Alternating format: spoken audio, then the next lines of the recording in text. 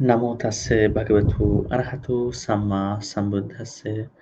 Namo tassa bhagavato arahato samma sambuddhassa. Namo tassa bhagavato arahato samma sambuddhassa. Welcome to the 16th talk in our mental health series. We've been actually giving talks about mental health, especially to promote your mental health and to emphasize that mental health matters to all of us, more or less. We actually started with this noble thought that it would help all of you and to grow into I would say, a life which has uh, the optimal well-being, which can help us to grow better with our other friends, families.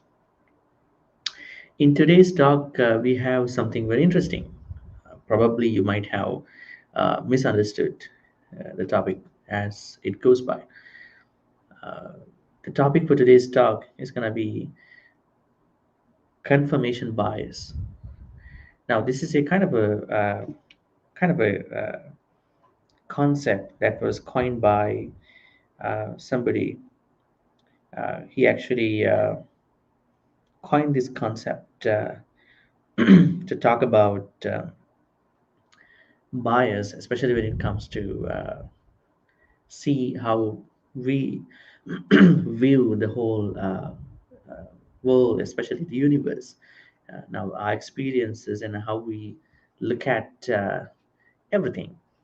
It has more biases, especially the biases actually come from many different perspectives, where in which we have been actually developing to forge into uh, different biases. So the gentleman who coined this concept was Peter Boson. He's a kind of a famous psychologist. So this concept called confirmation bias has some other synonyms. We call them as to be my side bias or congeniality bias. I mean, in short, what we could say is that it's the tendency of people, including all of us, to favor information that confirms or strengthens our beliefs and values, so that we are not looking at whatever the phenomenon or whatever the phenomena in the most objective context uh, as they were given. So this is fundamentally how we look at confirmation bias. But before we pick out the particular confirmation bias kind of teachings, let's look at some teachings about bias. Now, what is bias? Do we have a kind of a synonym, kind of a uh, equivalent term in the Buddhist teachings? Yes, we do have. We call it agati. There are four agatis, right? That means uh, there was this teaching that was actually given in many suttas, including the Singalavada Sutta, which I would like to explain in more details at the end of this discussion, because we normally talk about the Buddhist perspective at the end.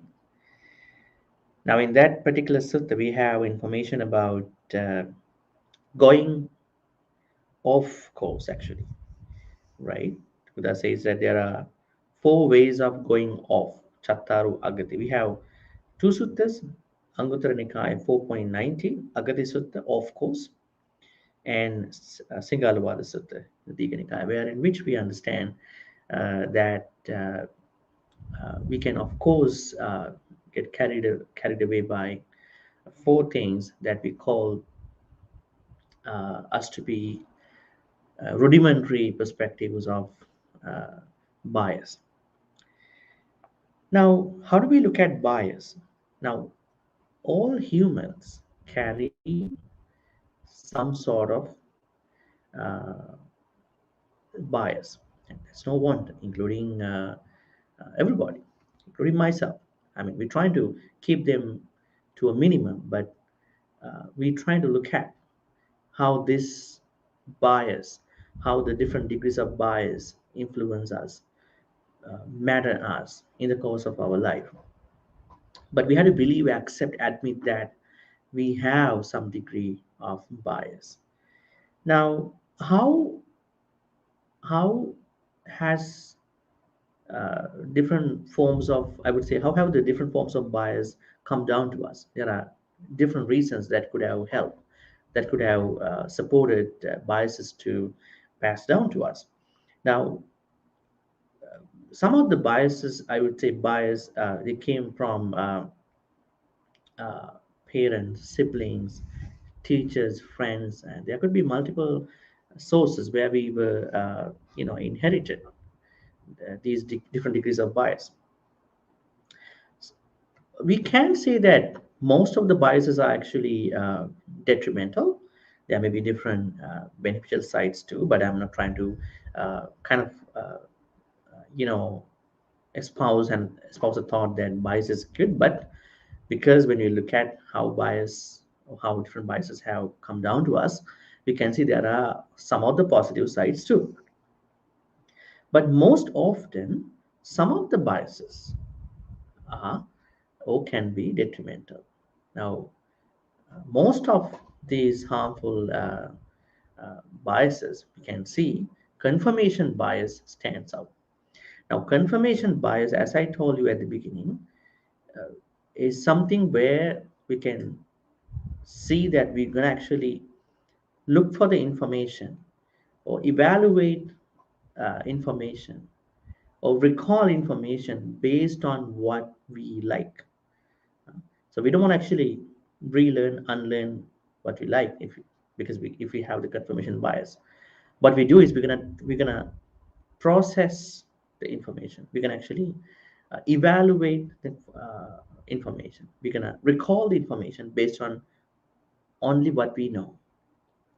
Now, this can be a little scary because, I mean, who knows that uh, the level of their intellect, especially when it comes to the space that we all want to have for our learning capacities, right? Because we should be able to let ourselves be open for new knowledge, probably to learn from somebody, right? There's no harm. When you are 100 years old, uh, there may be something that you may be able to learn from somebody. And there's no age to learn, right?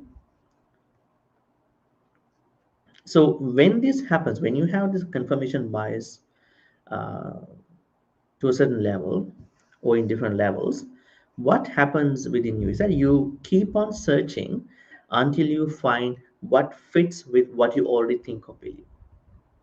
Now, one fine example is the politics, right?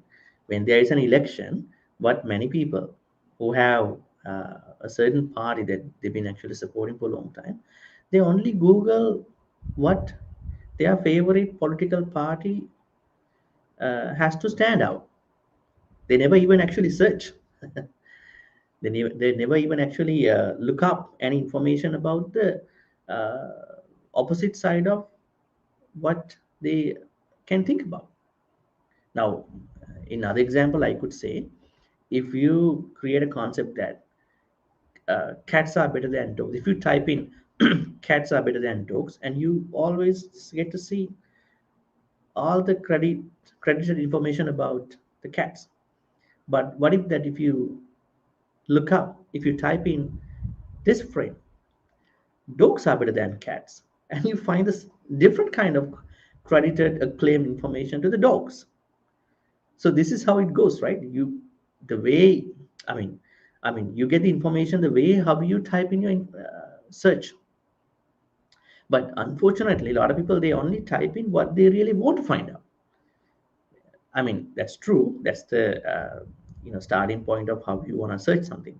But if you want to get a full understanding of any subject, you need to type the opposite too. Now, if somebody wants to find out, uh, you know, cats are better than the dogs, oh, I also want to know actually whether dogs are better than cats. Why not? I mean, I want to actually look at the both information. If I only look at one type of information and just largely ignore the opposite, rest of the information piece, then what I am creating, what I will be creating is something called confirmation bias. So we have to let ourselves be open for information, right? Now, bias in that context has both pros and cons, but I would like to say that probably you might have been learning, inheriting from your ancestors and your other folks in your life. Probably you've been learning something from your parent. You've been biased because your mom, dad had this particular understanding about cultural things, household stuff, other people, probably some of the fears, and you probably carrying the same thing like your mother and father. They may be probably good, probably not good, and uh, things that you studied or might have been or could have been inheriting, passing down to you over the course of your time. Probably if you learn something about science, religion, so on and so forth, uh, is what you only want to believe.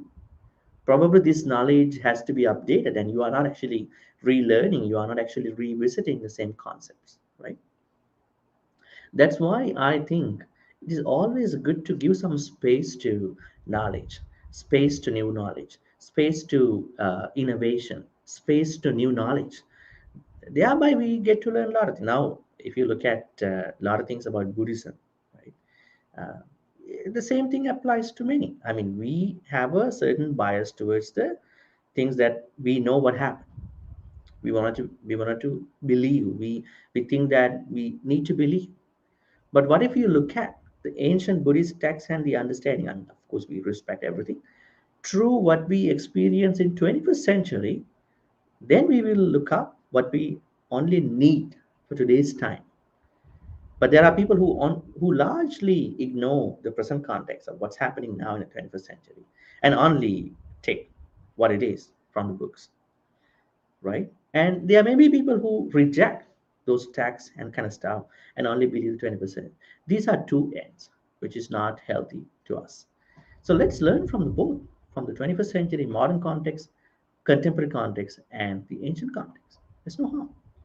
Always keep the space for learning. Even though we wanted to have this understanding, but we are naturally hardwired. Our brains are hardwired to accept biases, prejudices that we inherit, we pass down from our people, right? Now, for example, if you are someone who has a violent early life, childhood, you probably wanted to think about the same thing in today's families. Probably you might think that this is normal, but it's not normal, right? Violence, probably some of the very extreme cultural things, right? Uh, they might not be needed at this point. Probably we only take the good stuff and just leave out the bad stuff.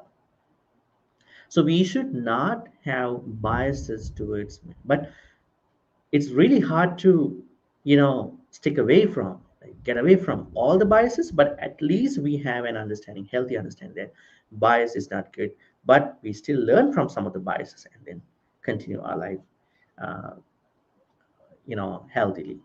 This is our main understanding. Dumb folks, if you have any questions, please type in the comments below and I will get to them. So I'm not going to too many details about confirmation bias because this is kind of a psychological context kind of a thing. I'm not going into a lot of psychological stuff, but I wanted to bring up, especially to share with you, this concept called confirmation bias from psychology, and then to bridge this concept to the Buddhist understanding. That's what I only wanted to share with you. Don't worry that I'm not going to share all this psychological deep research stuff, but I wanted to share some of the insights. Now you understand what confirmation bias is. Confirmation bias means which is a tendency to search for, interpret, favor, and recall information, whatever the information. Information regarding politics, religion, culture, family life, education, whatever the information that you have in front of you, in a way that confirms or supports your prior beliefs or values. Let's say you're going to look at a cultural thing that is seen in front of you now in 21st century, you're going to evaluate this particular cultural event with what you already went through in your childhood. I mean, it's good in a way, but if you try to think that that's better than this, and if you don't let yourself be open for the new stuff, you'll be stuck. And you are having this bias, right? Okay, so let's get into the types of confirmation bias. There are types. Now, this is how people develop confirmation bias. This is good for your knowledge. Number one, bias search for information. Now, this is what I said earlier. Number two, bias interpretation or evaluation. Number three, bias memory. Now, what is bias search for information? Now, you are biased when you gather information. Now, as I said earlier, if you are a strong uh, political activist, I would say if you are someone who's really, really into a certain political party, and you never want to look at what the other party's principles look like, right? You only for the past 20, 30 years, you've been actually voting for the same person. You never look at the fundamentals. You only have this belief that I go for this party in the long run. Or if you like somebody, especially a public figure, and you have this understanding, I don't want to look at what other people have to say. I only follow this guy, gentleman, this lady. Probably you might miss out on something. So that is why we have to understand the first type of confirmation bias is bias search for information. You even gather information being biased. It's pretty scary, right? I mean, because you are going away from the truth, right? Even you can't gather the real information because even when you want to gather information, you are biased. So you don't get the real information, right information. That's pretty bad.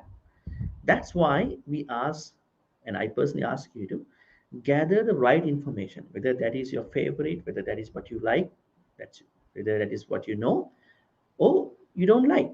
Because if you want to really touch on the truth, you really want to see the both sides, right? Now, if you only look at information, if you only gather information which you only like, then what happens? Your conclusion, your hypothesis will be very one sided, right? You only look at one side of that particular problem. Now, for example, I wanted to bring up again that cats and dogs incident. If you want to believe, if you want to promote the idea uh, that cats are better than dogs, you only type in cats are better than dogs on internet, Google, and then you only get the information about that.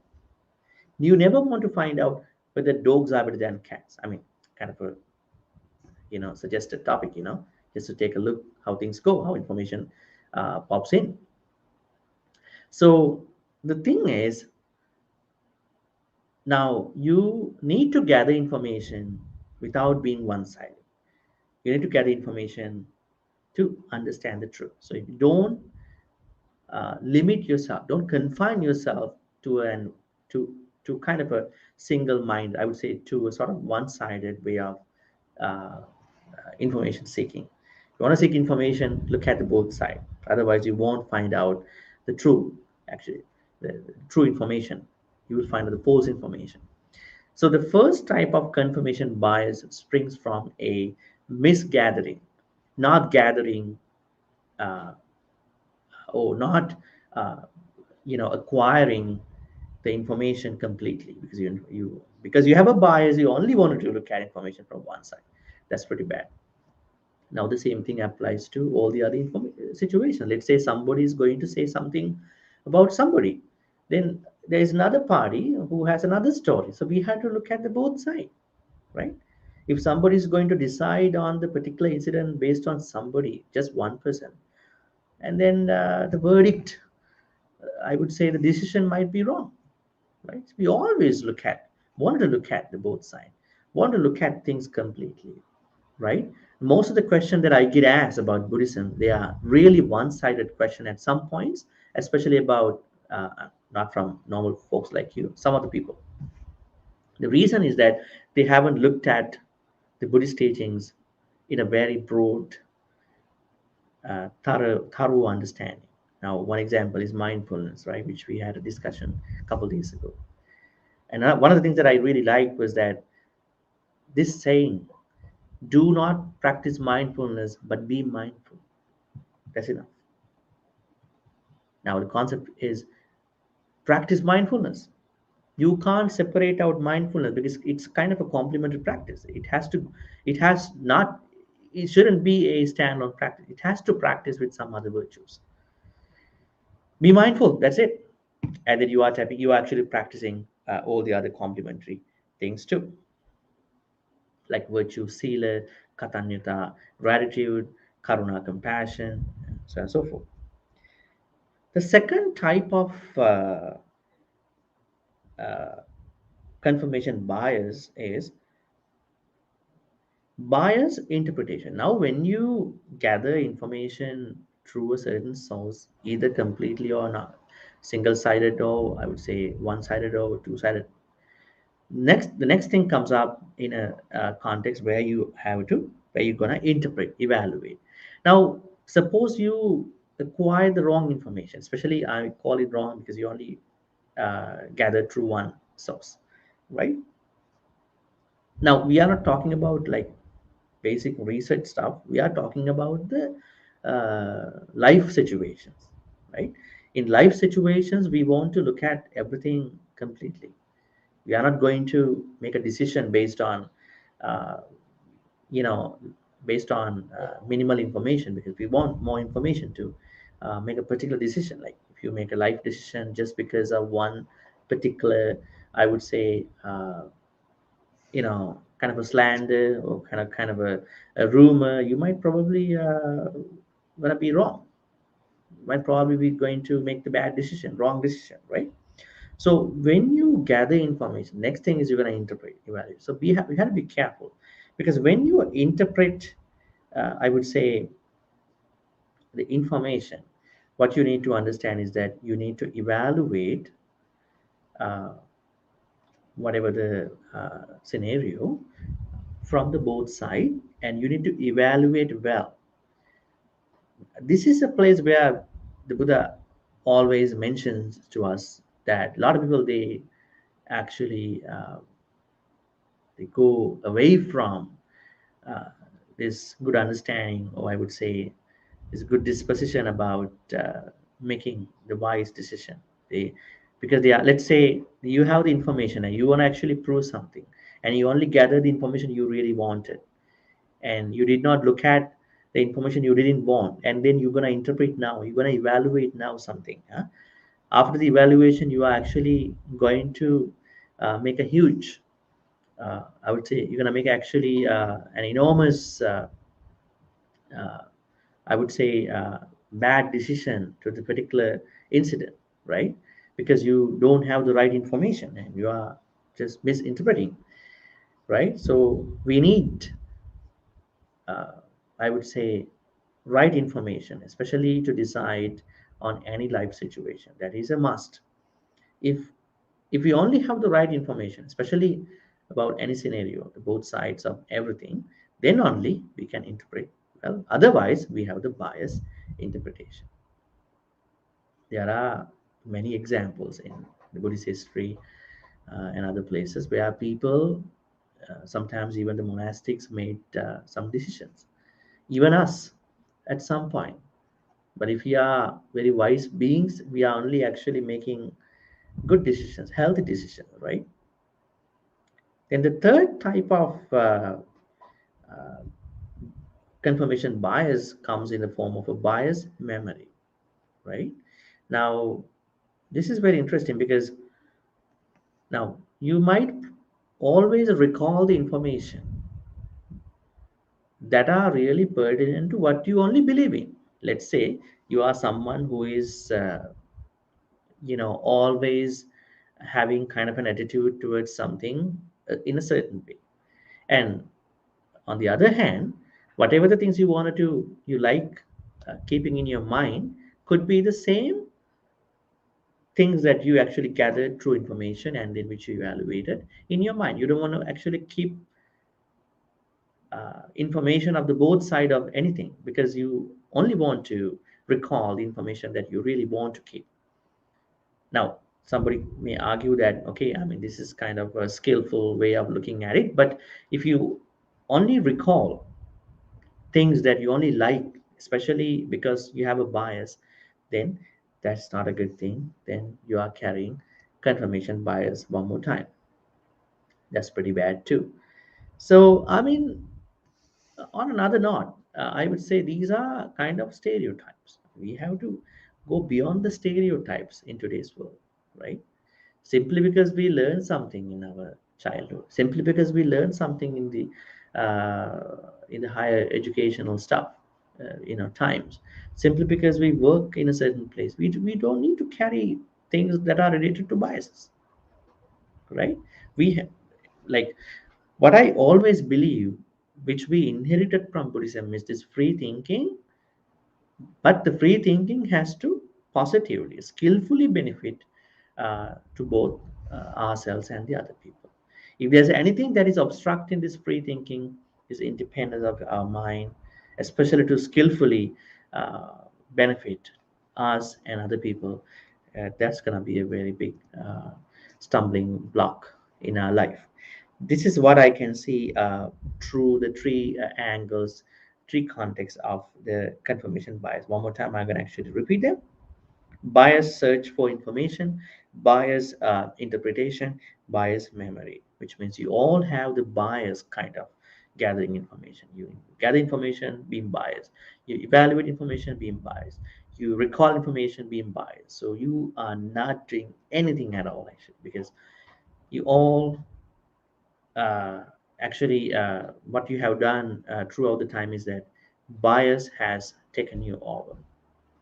That's why we have to at least go beyond our uh, especially prejudices and biases which we have inherited willingly or unwillingly from our past. So let's look at the information, different types of information that we can have on especially on two things: social media and religious faith.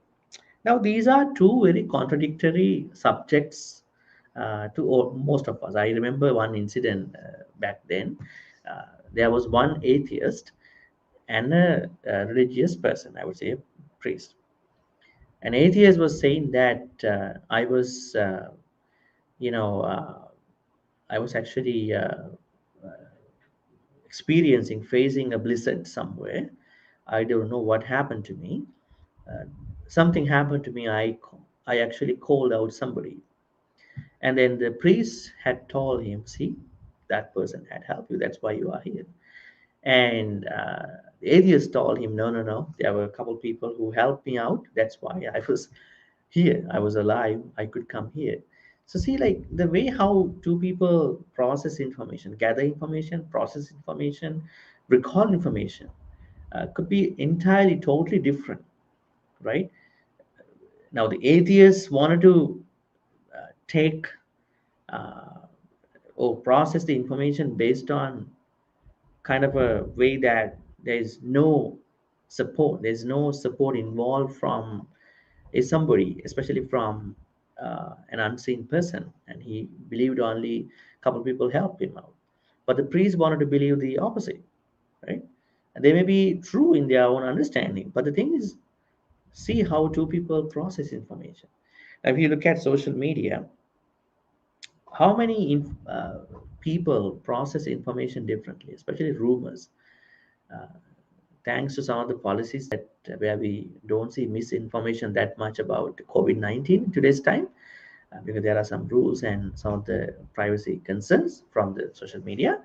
But other than that, how many people, or how much misinformation are being shared by different people, and you probably might share those information, and then what happens is that you are going to be a part of the second type of confirmation bias, which we said about biased what was it biased interpretation, and you are interpreting information because the person who did that before uh, was somebody who has the confirmation bias to a large extent, great extent, and you didn't know, you just simply shared it.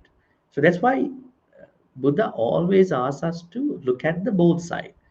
Do not just trust anybody simply because you trusted that person earlier, especially when you want to share, when you wanted to publicly stand for a certain concept, certain idea, certain thought, right? So that's why I want you to look at the information you share on social media, especially if you are not really keen, if you are not really sure about it, if you are not really um, confirm the information that's in it, you probably going to spread out misinformation, whereby you're going to be a part of a confirmation bias. Now that's on social media. What about the religious faith? This is another very interesting topic where we have to be very careful because this is kind of a very sensitive topic.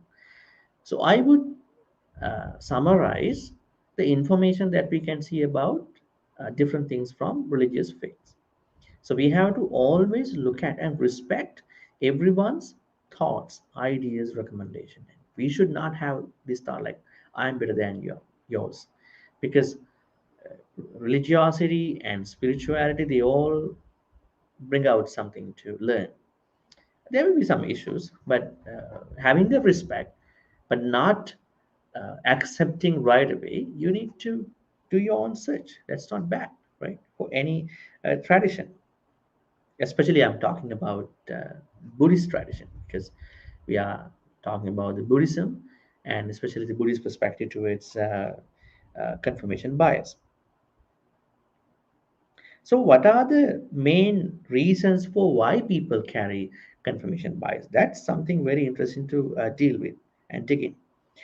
Now, there are things that people might consider in order for them to be, uh, individuals who have confirmation bias. One of the things is that process information. That we everybody want to process information which we gather from different channels.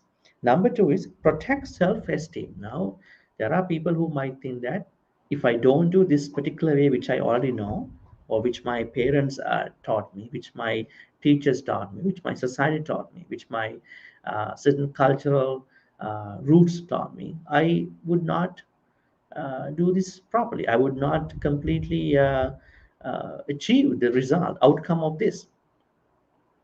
So that means there may be people who wanted to have, who will be putting into oneself or themselves into a confirmation bias because they simply want to process information and who wanted to protect self-esteem and also want to minimize cognitive dissonance. Now, cognitive dissonance is a psychological term that means, uh, you know, uh, a mental conflict that occurs when a person holds two contradictory beliefs and causes psychological stress in a person. Now, we don't want to be in a fight with anybody, even in a conversation. We don't want to be into a commotion. We don't want it to be in an argument so that we might protect what we believe in a certain healthy way, still by keeping our different types of prejudice or bias, right? So that's why some people even want to keep their confirmation bias in, because they wanted to minimize the cognitive dissonance, right? Okay. So the other thing that I wanted to share with you is how we can expand our mind and then to get rid of or overcome confirmation bias as much as we can. I want to actually share some of the steps with you. Number one, number the step number one uh, is not to be afraid, especially when you want to be open to a new knowledge. Now, there are people who are always afraid and nervous to learn from somebody who wanted to see everything as it was before. But there are things that we have to learn now with the pandemic. How many things we have been learning? Technology, isolation, uh, and understanding, right? And then There are different things that we've been learning. They are not harmful. The thing is that we have only hardwired our brains into a certain way of looking at the world, certain way of looking at our life. Then what happens? We have this confirmation bias. And we don't want to actually process our thoughts with the new knowledge, with what's happening at the moment, right? So, what you need to first practice is uh, to reduce uh, your fears about the new knowledge. That's very important to expand your mind and then to look at this objective side of anything. Don't bring your subjective side over the objective type. I mean, you need subjective perspective about anything, but by giving more priority, more attention to the objectivity is what is very healthy. Number two is our egos. Now, ego, this is a big concept in Buddhism. Ego means Sakkaya Ditthi in Buddhist teachings. Now, this is the fundamental fetter that we have, which we been bounded up by, in our life. In order for us to cross the samsara, in order for us to attain the stream, become an Arya, I would say, noble person, we need to get rid of 20 type of uh, Sakkaya Ditthi. We have Sakkaya Ditthi. Sakkaya Ditthi means ego in different ways. We have ego that has been attached to 20 areas. We have five types of ego, four types of ego attached to the aggregate on the rupa, and another four types attached to the aggregate called Vedana feelings. Another four types attached to the aggregate called Sanya perceptions. Another four types attached to the aggregate called Sankhara, which is called fabrications.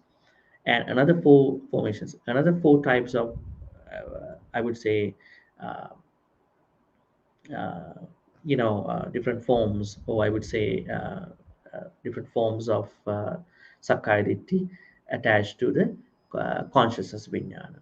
Now you can multiply 4 multiplied by 5, that means you get 20. 20 types of Sakkaya Ditthi ego. So we have 20 types of Sakkaya Ditthi ego. So we have to lower, we have to keep our ego to a minimum.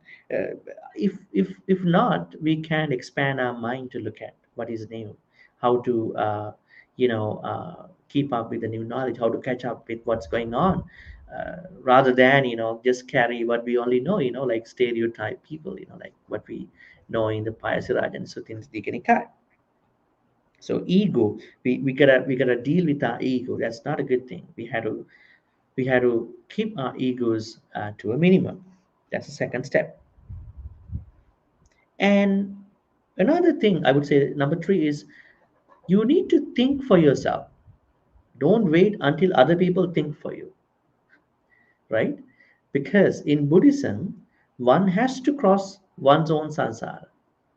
Right? Tumihi gicchangatapam akhataru tathagata.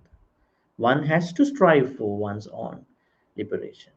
Tathagatas, the Buddhas, Arahants, enlightened folks only guide you. They can't take you there. They only guide you.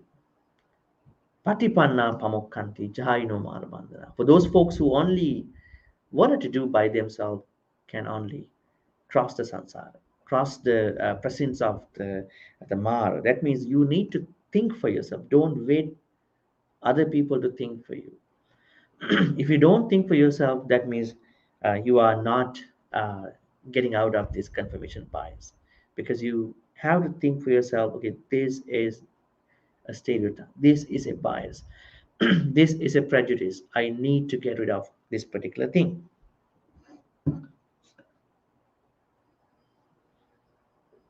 And then disagreements. Now, for those folks who carry a lot of confirmation biases, I would say prejudices, for a long time, they have this problem with the disagreements. Now, when we talk about, when we discuss, when we share insights, we should always give the feeling to other people. Feel free to agree or disagree. This is really interesting. But a lot of people, they don't like. They all want other people to agree to them, right? Which is not a healthy thing, because other people have their different ways of looking at it.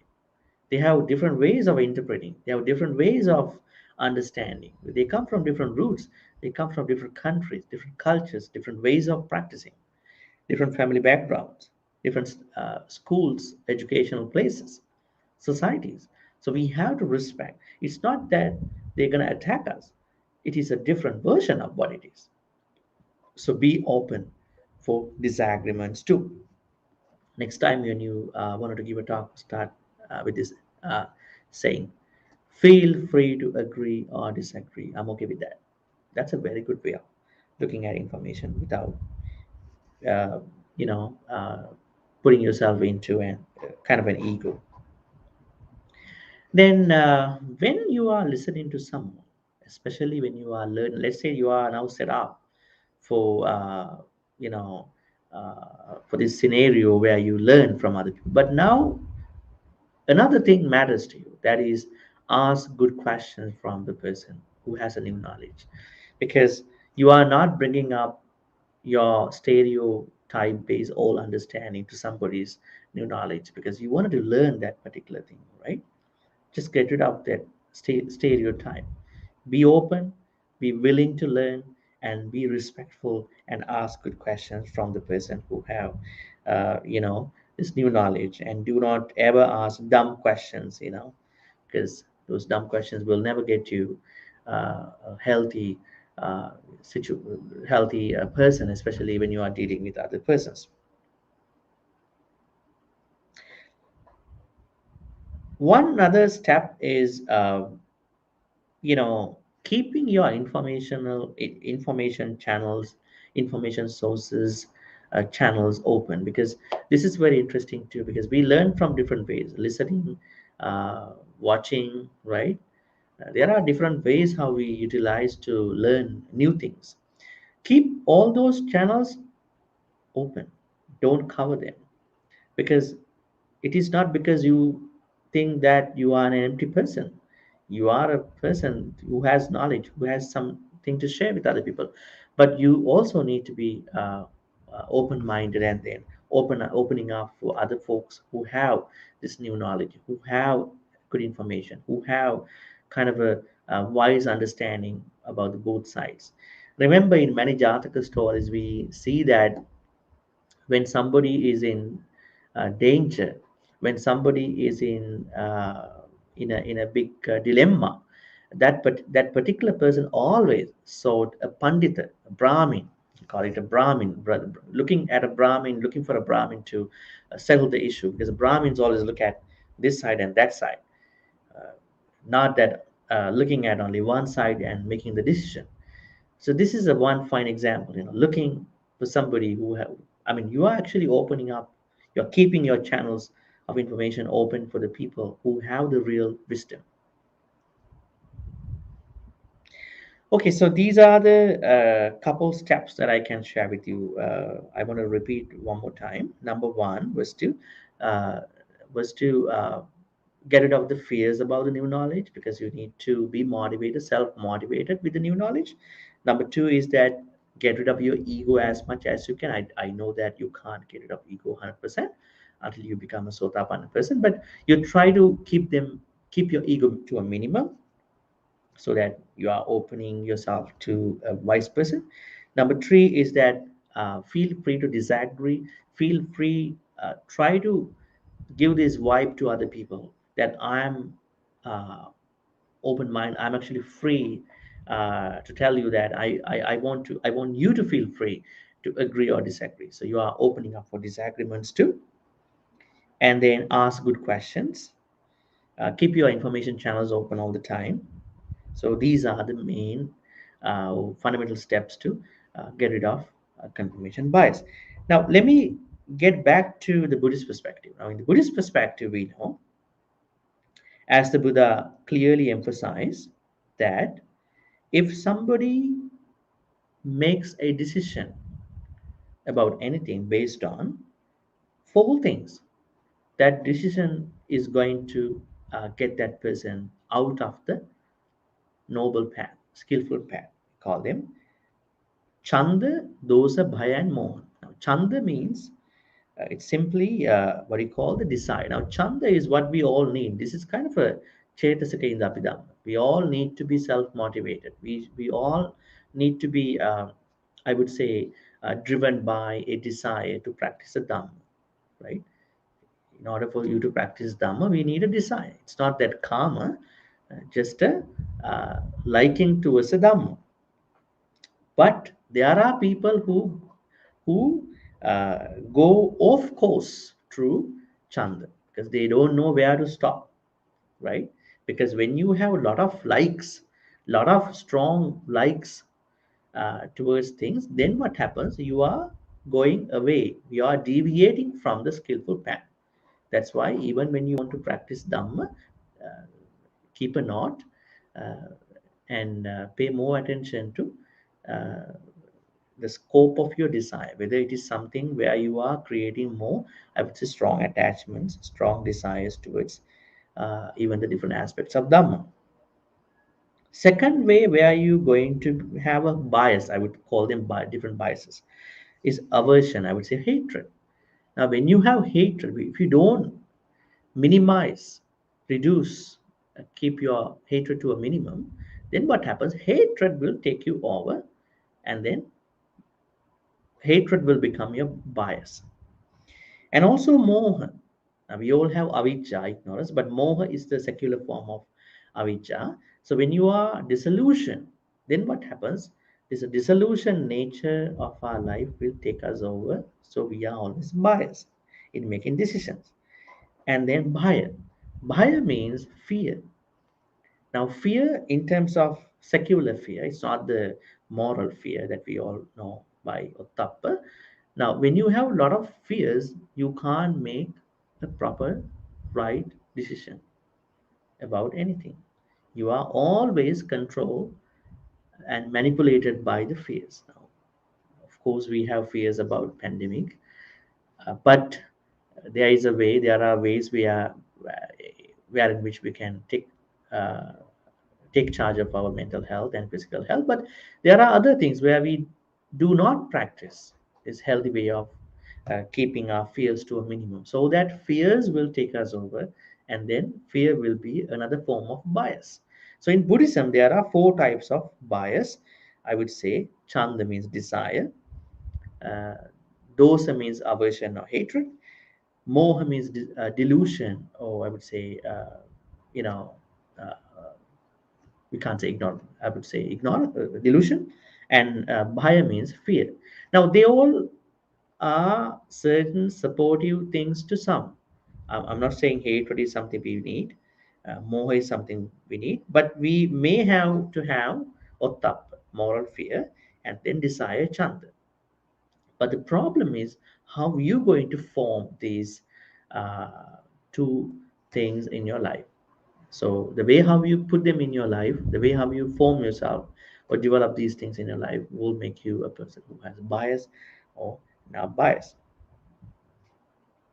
Okay, so this is what we've been talking today. I mean, we've been talking about confirmation bias. Confirmation bias simply means when you want to gather, evaluate, or interpret or recall information about any particular phenomena in your life, any particular scenario in life, you have a strong like towards what you already know, and you are going to interpret, you are going to gather, you are going to recall information only based on your preferential, or I would say, uh, biased, uh, bias kind of understanding. So you are bringing your bias to gather information, you are bringing your bias to evaluate information, you are bringing your bias to recall information, so that you're going to miss out this important piece.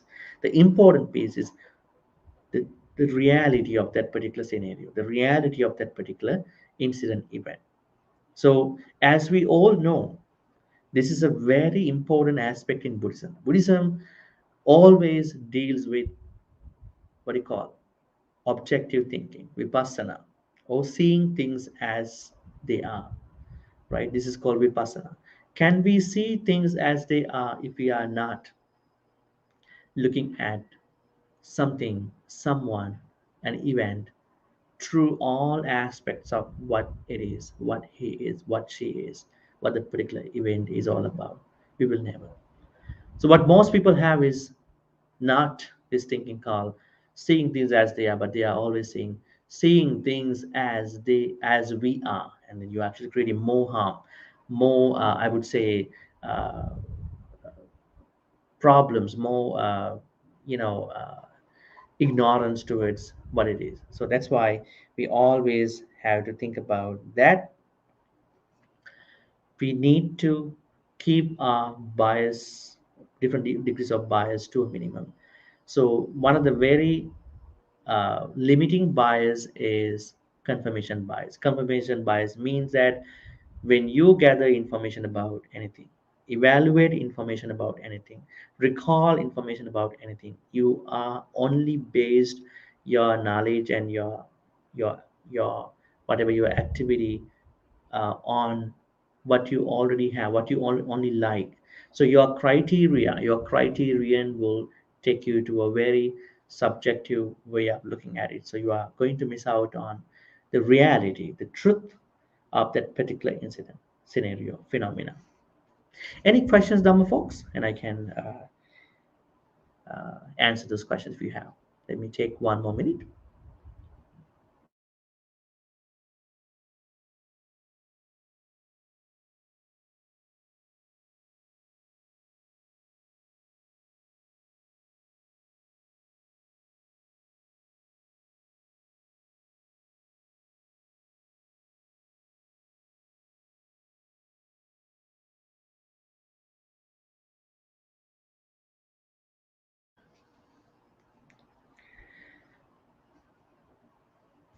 Now, the concept of vipassana. Now, this is a very popularized practice in Buddhism because this is the shift where somebody is going to have after practicing samatha to a certain extent, right? Samatha means the meditation where you start your practice, your bhavana practice, and when you practice samatha to a certain extent for some time, then you are not continuing after the jhanas, after certain jhanas, and then you are shifting yourself towards vipassana. So vipassana, as I said earlier, means insight. It's not wisdom.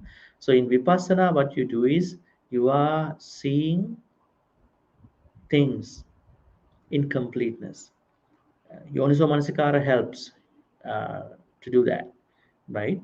So you are having this objective thinking because we always have this subjective thinking. If you see a mic here and you are evaluating this mic with other mics you already know, I mean that's natural. But what if you're going to decide about this mic based on a mic you already know? Probably we don't know more information about this particular mic, right? In the same way things can happen to other things, right? You you have to be careful because otherwise we will get stuck and stagnated with a very minimum knowledge, with a minimum understanding of anything. We need more information. We need to be open to more information. Otherwise we will be stuck with something called a bias, a prejudice about anything. Okay, looks like there are no questions, so I'm gonna wrap this up by sharing transferring good karmas. So first, let's transfer good karmas to the departed individuals who passed away in the name of all of us. May all the departed individuals who passed away in the name of all of us uh, receive all these good karmas. If they were born in a place where they are suffering a lot, may they be able to receive all these good karmas and be transferred into a better place. If they are already in a better place, may they be able to attain supreme bliss of Nibbana. Sadhu, sadhu, sadhu. Idammi nyati nang hotu sakita hontu nyatayu. Idammi nyati nang hotu sukita hontu nyatayu. Idammi nyati nang hotu sukita hontu nyatayu. Let's share all the good karmas with the devas and nagas and all the magnificent beings. May all the devas and nagas share all these good karmas. May they be happy and peaceful. May they bless all of us, especially for good health, quality of our life, and all the prosperity. A new year is coming by on the corner, and I hope that the next year, 2022, will be a year that will bring, bring you all the good things, prosperity, and everything, your wishes, and all the good things. May you be protected by the deities and Nagas. May the deities and Nagas also attain the supreme bliss of Nibbana. Sadhu, sadhu, sadhu.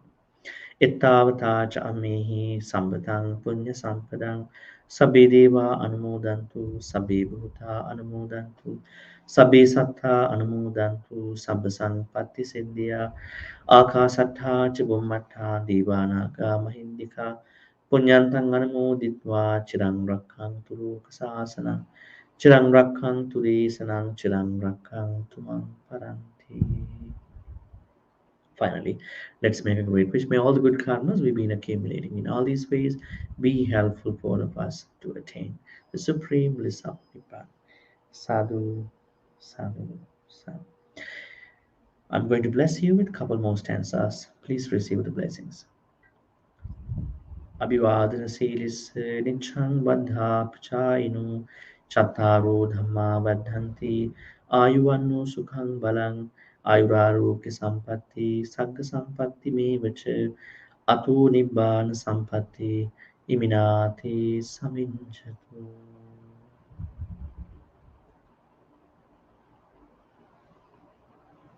I hope you're gonna be continuously taking care of yourself. Have a good day and have a good night. Take care.